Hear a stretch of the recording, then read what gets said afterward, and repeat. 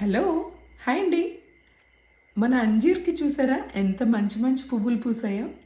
అంజీర్కి పువ్వులా అని అనుకుంటున్నారా? నిజమేనండి. అవి మీకు చూపించే ప్రయత్నంలో పాపం దీన్ని ఆకు కూడా కట్ చేసేసాను నేను. అయితే ఈ అంజీర్ కంటే అండి నేను రోజు అనుకునేదాన్ని దీనికి ఒక పువ్వు కూడా పోయకుండా డైరెక్ట్గా బ్రాంచ్కి ఫ్రూట్స్ వచ్చేస్తున్నాయి ఏంటి ఇది ఎట్లా అని అనుకునేదాన్ని.